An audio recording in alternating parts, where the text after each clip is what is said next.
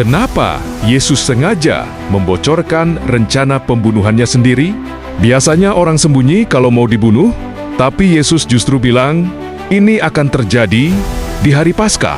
Di saat yang sama, ada konspirasi gelap di istana imam besar. Pertanyaannya, kenapa para imam ini ketakutan dan harus pakai tipu muslihat untuk menangkap dan membunuh Tuhan Yesus? Mau tahu kenapa? Yuk, tonton video ini sampai selesai.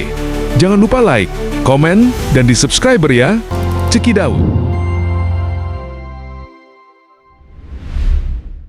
Bacaan dalam merayakan Minggu Sengsara ke-6 ini terambil dari Matius 26 ayat 1 sampai 16 yang terbagi dalam 3 topik besar yang menunjukkan pada 3 sikap manusia yang berbeda terhadap penerimaan mereka kepada Tuhan Yesus. Mari kita melihat bagian yang pertama. Mengapa Tuhan Yesus membocorkan kematiannya di depan publik dan mengapa para imam mereka ketakutan?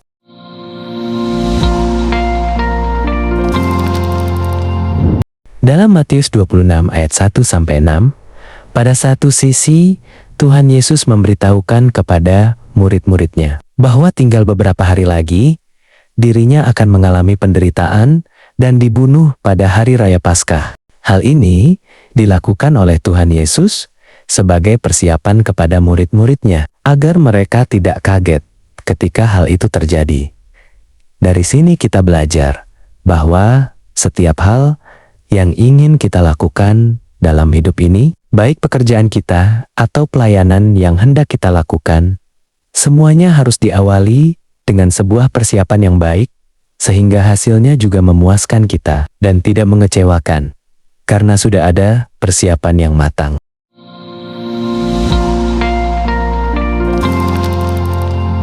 Alasan ketakutan para imam kepala. 1. Ketakutan akan stabilitas politik, ancaman Roma. Mereka takut jika Yesus diakui sebagai Mesias atau Raja. Hal itu akan memicu gerakan massa yang dianggap pemberontakan oleh kekaisaran Roma. Bagi mereka, lebih baik mengorbankan satu orang Yesus daripada seluruh kota Yerusalem dihancurkan oleh pasukan Romawi. Mereka lebih takut kehilangan tempat suci dan bangsa mereka daripada kehilangan kebenaran. Ketakutan akan hilangnya wibawa dan jabatan. Sebagai pemimpin, mereka merasa terancam oleh popularitas Yesus. Jika mereka tidak mampu menertibkan Yesus, mereka akan dianggap tidak becus oleh pemerintah Roma. Ketakutan mereka pada masa rakyat menunjukkan bahwa mereka lebih menghamba pada opini publik dan keamanan posisi mereka daripada menghamba pada kehendak Tuhan.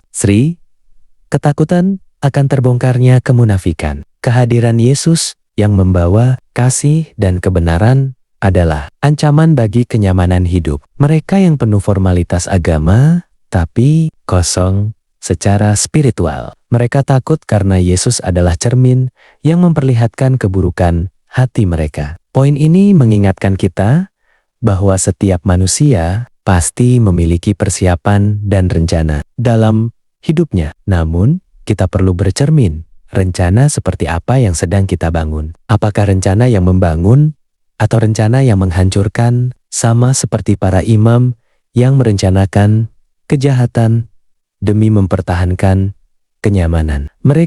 Terkadang kita juga terjebak dalam rencana yang buruk, seperti menjatuhkan sesama, membalas dendam, atau menyebar fitnah hanya karena kita merasa terancam oleh kesuksesan orang lain. Saudara-saudari yang terkasih, para imam bergerak karena ketakutan dan kasih akan diri sendiri. Sebaliknya, Yesus mempersiapkan murid-murid denaya karena kasih akan manusia. Dalam Minggu Sengsara ke-6 ini, mari kita periksa apakah rencana hidup kita didorong oleh rasa takut, takut kalah, takut miskin, takut tidak dihargai, sehingga seringkali kita rela berbuat jahat atau menjauh dari Tuhan hanya demi mempertahankan zona nyaman, pekerjaan, status, atau hobi. Ingatlah bahwa rencana yang dibangun di atas ketakutan dan kejahatan tidak akan pernah mendatangkan damai sejahtera. Kalau para imam sibuk menyusun rencana kematian, Tuhan Yesus justru sibuk menyusun rencana kehidupan bagi murid-muridnya. Mari katong periksa hati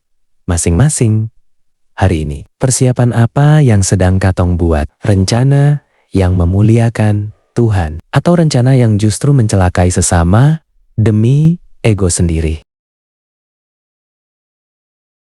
Bertolak dari ayat 1 sampai 5. Dunia kita sementara benar-benar terluka. Kita tidak bisa pungkiri bahwa kita tidak saja hidup dengan orang yang baik saja, tapi juga dengan orang yang tidak baik sikap dan perilakunya yang jahat. Kita bisa saja ada duduk diam-diam di rumah, tapi tanpa kita sadari di tempat lain, orang lain atau sesama kita sementara merencanakan sesuatu yang jahat pada kita. Tanpa kita sadari, yang tinggal nunggu momennya. Mereka bisa saja beraksi.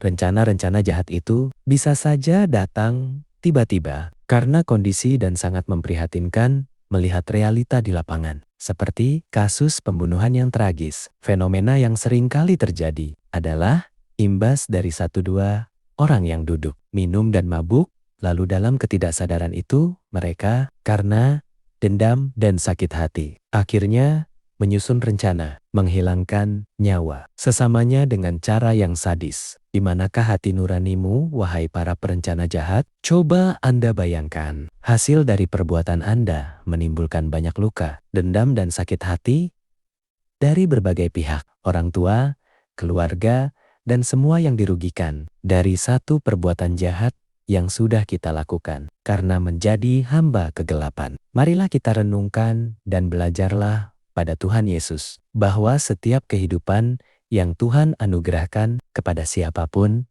sangatlah berarti bagi Tuhan dan berharga bagi kehidupan mereka. Oleh sebab itu, sayangilah kehidupan orang lain atau sesama seperti kehidupanmu sendiri. Marilah kita searah dengan pemikiran Tuhan Yesus, mempersiapkan kehidupan yang baik dan layak bagi sesama dengan menghadirkan rasa aman bagi sesama di rumah, dalam lingkungan pergaulan, atau dalam perjalanan dan aktivitas kita sehari-hari. Dengan menjadi pembawa damai. Tidak hanya itu saja, saudara-saudari, karena beban hidup yang tidak terkelola dengan baik. Ini juga memicu munculnya konspirasi lain lagi, di mana orang-orang menghalalkan segala cara melalui tindakan korupsi atau mencuri. Semua ini menjadi cermin retak bagi masyarakat kita, bahwa ketika tekanan ekonomi bertemu dengan hilangnya kontrol diri, ia akan meledak menjadi kejahatan